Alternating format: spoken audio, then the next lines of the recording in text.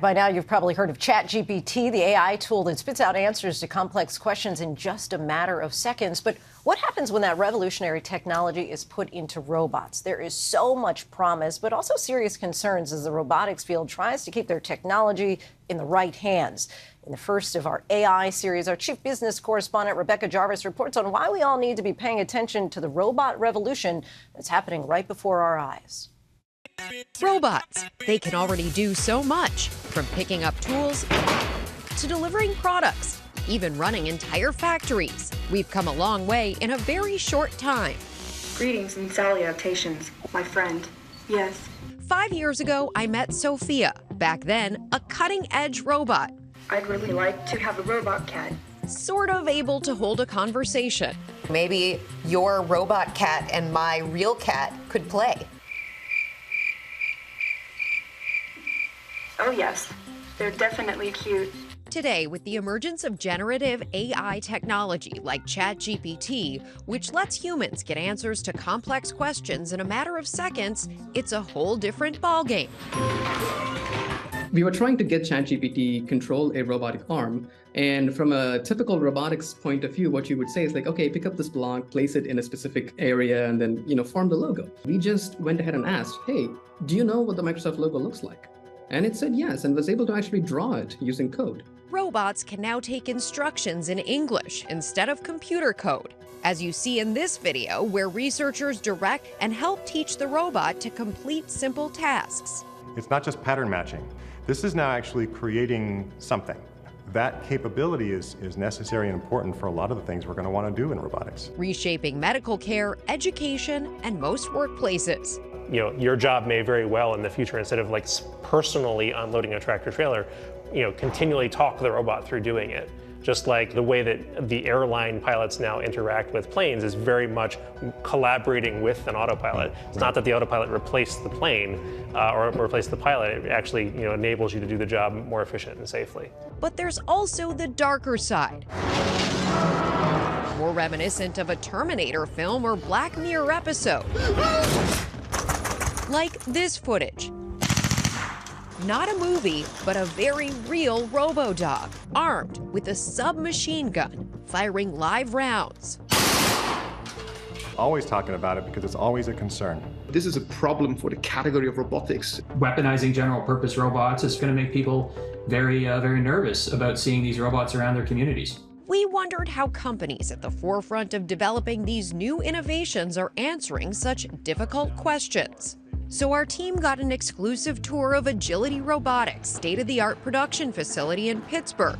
CEO Damian Shelton and CTO Jonathan Hurst showing us around. What is walking? Here, engineers are conducting performance tests and inspections on their autonomous humanoid robot called Digit. We have various gestures that are pre-programmed. We also use this to test out that everything is working properly. These robots can walk, crouch low, reach high, and are built to increase the productivity, efficiency, and wellness of jobs for humans. And we're really focused on warehouse logistics tasks right now, the dull, dirty, dangerous stuff. It's really allowing people to prioritize what they're doing to things that have a higher return for their employer and are more interesting for the person to do. What we're going to do is start moving these plastic e-commerce bins, these totes, off of the shelf and onto the conveyor belt. So what Digit is doing right now is fully autonomous. It's scanning its environment, identifying what's around it to make sure it knows exactly where it is in its space.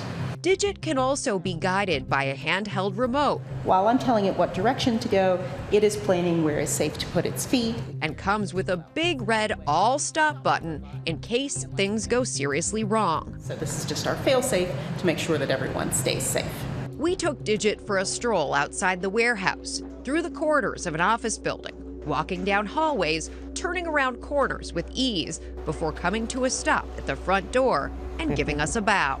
Nice day. Digit can also perform outdoor tasks. Handle the curbs, handle the steps. And manage gravel, grass, and troubleshoot obstacles. We've taken them out to the woods before and hiked on trails and, up and down pretty steep hills. And Digit's future is wide open. This next vision of Digit's coming out, it's got a head it's got hands, it's got self-charging. And really all of these things are function first. You know, we're building a machine that's made for work. But with so much promise, there also comes peril. People are worried about autonomous weapons, and rightly so. And so anytime somebody does something, even a small company, even a small thing, it is something that concerns everybody.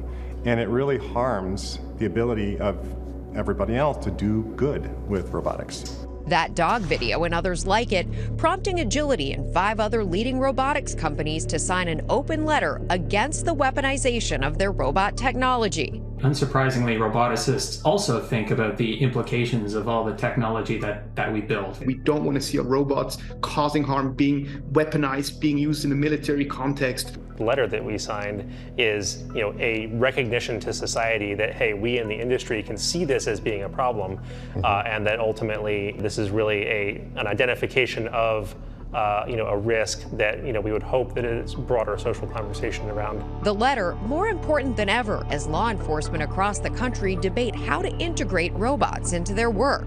San Francisco considering a controversial proposal to let police robots use deadly force. The SFPD controversy and others, there's a very blurry line between non-lethal weapons or things that are designed for bomb disposal and potential weaponization. The Board of Supervisors tabling the proposal late last year after significant public backlash, but it's expected to be reconsidered later this year. At the same time, the technology continues to evolve, and researchers can see the possibilities. This is definitely not in a stage where we can just take it out there and apply it on a bunch of robots. So are you ultimately aiming for the ability for me to turn around and tell a robot to warm up my lunch or to deliver this pencil to a friend?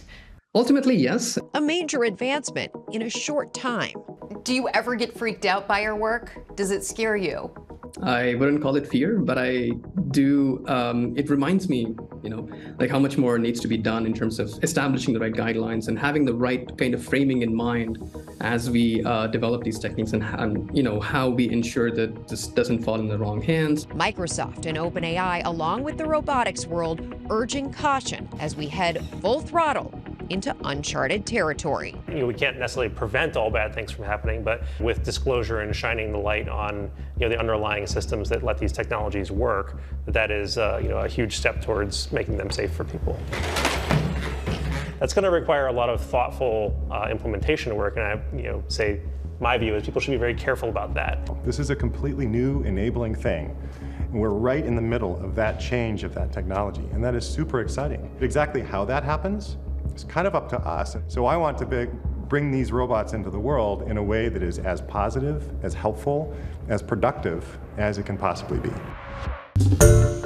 Hi everyone, George Stephanopoulos here. Thanks for checking out the ABC News YouTube channel. If you'd like to get more videos, show highlights, and watch live event coverage, click on the right over here to subscribe to our channel, and don't forget to download the ABC News app for breaking news alerts. Thanks for watching.